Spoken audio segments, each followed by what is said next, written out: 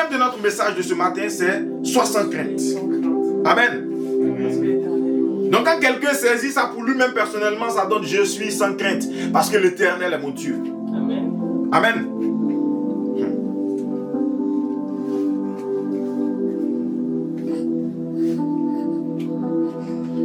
Vous savez, tous autant que nous sommes, si ce n'est la grâce de Dieu, il n'y a personne parmi nous qui soit saint, qui soit pur, qui soit exempt de péché. On commet tous des iniquités, on fait tous des choses qui ne sont peut-être pas bonnes. Vous voyez, de manière involontaire ou volontaire, on le fait. Et on offense souvent nos prochains. On blesse des gens et tout. Après, on demande pardon. Souvent même, on ne demande même pas pardon, par orgueil. On méprise des personnes à cause de leur statut. Celui-là, quand je le vois, il a porté le loup-boutin. Donc, c'est un riche.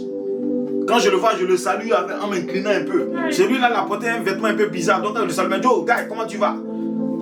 Souvent même là avec le grand frère, je tutoie le grand frère et puis je vous vois le petit frère parce que le petit frère a garé une Range Rover. Vous voyez un peu comment on se comporte. Et c'est comme ça qu'on vit. Hein. Mais en tant qu'enfant de Dieu, quand on fait tout ça, on doit avoir le courage de reconnaître qu'on est en faute, qu'on est en tort et demander pardon. Non seulement à la personne qu'on a blessée, c'est-à-dire présenter des excuses, mais demander pardon à Dieu pour le péché qu'on a fait. Amen.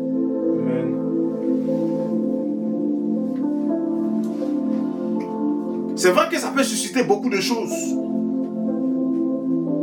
Je sais que quelqu'un se demande, mais quel est le rapport avec le thème du jour? Sois rassuré, tu es béni au nom de Jésus. En fait, j'ai pris ce petit exemple pour te dire que quand on est dans une telle posture, celui qui est en face de nous, mais qui n'a pas le même niveau en termes de force et de puissance, ou en termes de rapport de force et de puissance, est dans la crainte. Parce qu'on peut l'écraser. Et c'est de cette même manière que nous aussi, si c'est contre nous que ces actions sont menées, nous sommes dans la crainte.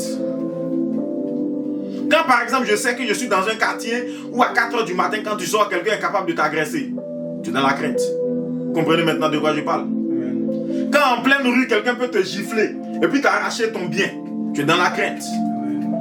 Quand ça dépasse ce niveau et que ça arrive à un niveau où tu es couché, tu dors la nuit et puis quelqu'un est capable de te déposséder de tout ce que tu as, simplement spirituellement. Et quand tu te réveilles le lendemain matin, tout commence à partir en fumée. Tu es dans la crainte. Quelqu'un comprend de quoi je parle? Amen. On devrait se poser la question, mais c'est quoi la crainte? C'est quoi la crainte? Alors je vais vous dire, on va pas aller dans le dictionnaire et tout, on va aller simplement. On pourrait définir la crainte de deux manières. Et ces deux définitions de la crainte, elles sont même opposées. Amen.